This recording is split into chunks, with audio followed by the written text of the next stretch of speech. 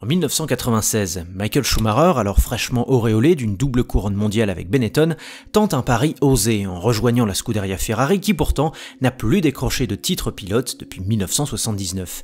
Il emporte pour ce faire les brillants ingénieurs Rory Byrne et Ross Brawn dans ses valises, afin d'ajouter à la restructuration des rouges initiée par Jean Todt à partir de 1993. Si le succès tarde à venir, il se traduira à partir de l'an 2000 par un écrasement de la discipline, tandis que Benetton tombera dans les limbes de la Formule 1 avant de renaître sous d'autres cendres. 16 ans plus tard, Lewis Hamilton décide de quitter McLaren, le cocon qu'il a vu naître et l'ayant initié aux premières joies du titre, pour rejoindre Mercedes, une écurie de milieu de plateau, mais aux ambitions débordantes en vue de la révolution hybride de 2014. Un risque énorme pointé par les observateurs de l'époque, un risque surtout payant quand on repense aux 6 titres mondiaux et quelques 84 victoires enfilées comme des perles par le Britannique en une bonne décennie, et sous le nez d'une écurie McLaren plongée dans des abysses que nul n'aurait pu soupçonner. Les points communs entre ces deux célèbres transferts ? D'une part, une volonté de couper le cordon, d'autre part, une démarche visionnaire consistant à prendre le bon train en marche. Et c'est ainsi que du statut de grand champion, Schumi comme Sir Lewis sont devenus de véritables légendes de leur sport. Maintenant, qu'en est-il de Max Verstappen ? Biberonné à la sauce Red Bull depuis 2014, le Néerlandais semble enfin parvenir à cette fameuse croisée des chemins, celle qui définira la suite de sa carrière. Mais à la différence de Schumacher et d'Hamilton, qui ne pouvaient qu'anticiper le succès de leur nouveau mariage sans présupposer de la chute des équipes qu'il laissera derrière, Max Verstappen, lui, peut déjà constater la lente décrépitude de la formation qui lui a tout donné. Par conséquent, la première question à se poser pour Max ne serait pas tant pourquoi partirait-il ailleurs, mais plutôt à quoi bon rester ?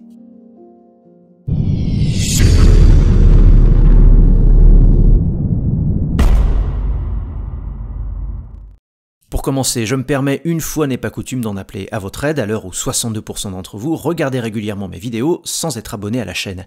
Si le contenu vous plaît mais que vous ne savez pas comment m'aider, n'hésitez pas à vous abonner et à activer la clochette. Merci beaucoup. Si l'on regarde la saison 2024 de F1 droit dans les yeux, un fait émerge. Jadis dominatrice, la RB20 ne permet plus à Max Verstappen de gérer, et ce, depuis le Grand Prix de Miami le 5 mai dernier. Alors qu'on s'entende bien, le dernier produit de Milton Keynes reste redoutable, mais sa fenêtre d'exploitation et de réglage s'est fortement réduite, en fonction des caractéristiques de la piste, de la météo et de la température. En d'autres termes, si on la compare à la MCL38 de Norris et Piastri, voire à la W15 de Hamilton et Russell, la RB20 n'est sans doute plus la monoplace la plus homogène du plateau. Max Verstappen est d'ailleurs le premier à s'agacer de cette situation. Au soir du Grand Prix de Hongrie, il exhortait publiquement son équipe à réagir après une nouvelle salve d'évolution qui, faisant suite à celle d'Imola et de Barcelone, n'avait pas donné satisfaction. Et on ne manquera pas de pointer l'ironie du symbole en ayant vu le Batave échouer sur 3 week-ends consécutifs dans la boîte de vitesse d'une Mercedes. Depuis, les rumeurs d'un éventuel départ de Max, bien avant la fin de son contrat en 2028 avec le Toro Ailé, vont bon train de nouveau. Mais attention à la culture de l'instant, d'une part, car au vu du rythme intrinsèque que conserve Max en qualif comme en course, cette période de disette relative n'est peut-être pas aussi représentative qu'on veut bien l'admettre. Et d'autre part, car l'heure pour Max ne devrait pas être seulement à la gestion de l'instant T, mais plutôt à l'anticipation du potentiel déclin à venir. Et cela, il le sait parfaitement. Les personnes clés resteront-elles dans l'équipe ? Nous avons désormais notre propre projet moteur, mais comment cela se passera-t-il ? S'interrogeait Verstappen après le Grand Prix de Belgique. J'y crois beaucoup, mais il faut être réaliste et patient. Voilà qui donne le ton, mais surtout un zeste de doute. Car le moins que l'on puisse dire, c'est que Red Bull sème depuis plusieurs mois 3 graines qui participeront peut-être à son propre chaos. Premièrement, on n'évoquera pas ici l'affaire Christian Horner, dévoilée au grand public le 5 février dernier suite à l'ouverture d'une enquête par la maison mère de Red Bull pour comportement inapproprié envers une collaboratrice. On ne l'évoquera pas car, fondée ou non, cette polémique cachait mal sa trame de fond. Une crise de succession pour le pouvoir chez Red Bull, amorcée par la mort du cofondateur Dietrich Mateschitz en octobre 2022. La première graine du chaos, c'est donc la lutte entre 2 clans. D'un côté, le camp des Autrichiens avec le conseiller spécial Helmut Marko, le clan Verstappen et la direction de la maison mère Red Bull incarnée par Mark Mateschitz, le fils du cofondateur, qui détient 49% de l'entreprise et de l'écurie. Et de l'autre, le camp de Christian Horner qui dirige l'écurie depuis 19 ans et qui surtout est soutenu par Shalerm Yuvidia, fils de l'autre cofondateur de Red Bull et actionnaire majoritaire avec 51% des parts. Reste que malgré plusieurs mois de profil bas et un statu quo dans le top management, les remous médiatiques n'ont et ne seront pas sans conséquences. Entre un Google Drive aux photos douteuses, la presque mise à pied de Helmut Marko et les coups de pression de Ford en vue de 2026, le message est clair. Ce n'est pas seulement la maison mère de Red Bull qui se déchire, mais l'équipe de F1 tout entière. Un conflit dont Max Verstappen est le dernier responsable, mais dont il pourrait être la première victime, non seulement car il évolue depuis plusieurs mois dans une écurie toxique qui, quoi qu'on en dise, ne peut pas extraire son potentiel jusqu'au dernier carat, mais également car cette guerre politique endommage l'image de la marque tout entière et peut refroidir les entreprises qui souhaitent y investir pour du sponsoring par exemple. De fait, avoir maintenu Sergio Pérez au poste qui est le sien montre clairement que la politique a pris le pas sur le sportif.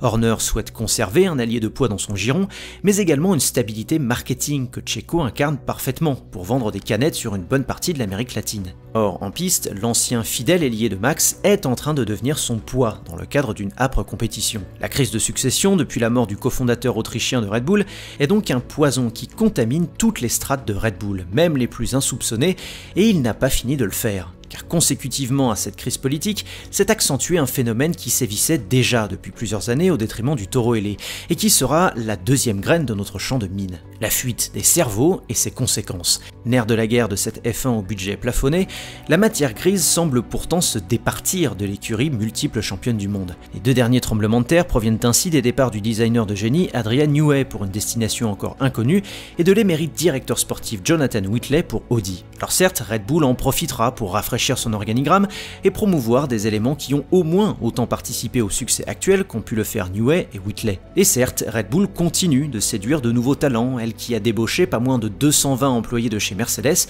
pour enrichir son département moteur Red Bull Powertrains. Mais n'oublions jamais l'enseignement de Ferrari et d'Alpine ces 10 dernières années.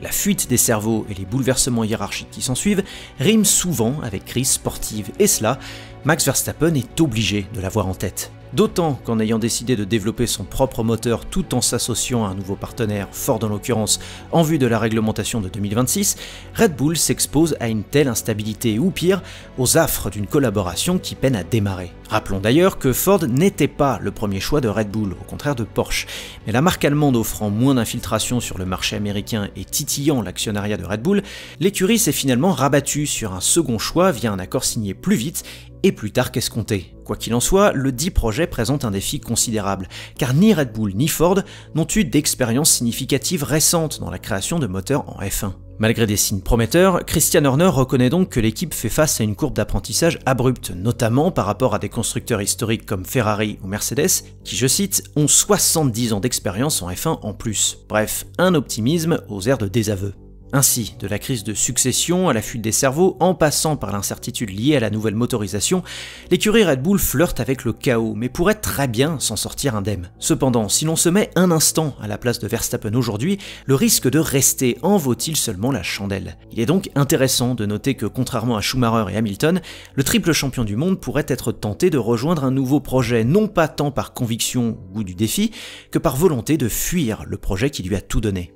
Et donc, nous y voilà, à cette fameuse croisée des chemins. Partir, d'accord, mais pour aller où, et surtout quand? Alors on ne jouera pas ici au Nostradamus du marché des transferts, d'une part car je n'aime pas ça, et surtout car je n'ai aucune valeur ajoutée dans ce domaine. Toutefois, il me semble qu'on peut d'ores et déjà s'accorder sur un élément qui se dessine de plus en plus clairement. Même si les perspectives d'un transfert pour 2025 semblent s'éloigner, le néerlandais n'a qu'à claquer des doigts pour rejoindre l'écurie de son choix, hormis peut-être Ferrari. Mais quel projet serait réellement capable de répondre à ses ambitions dès 2026, y compris sur le plan financier? Pourra-t-il finalement céder à la drague incessante que lui impose Toto Wolff en vue d'un baquet Mercedes, surtout si l'écurie confirme sa bonne maîtrise de l'effet de sol et ses bonnes dispositions en vue de la prochaine réglementation moteur? Voilà une première éventualité qui pourrait se concrétiser au détriment d'un Andrea Kimi Antonelli de plus en plus proche d'une signature avec la marque à l'étoile pour l'an prochain, et surtout d'un George Russell dont le contrat expire fin 2025. Pourrait-il autrement rejoindre l'écurie Aston Martin et avec elle ses infrastructures flambant neuves, les ambitions démesurées de Lawrence Stroll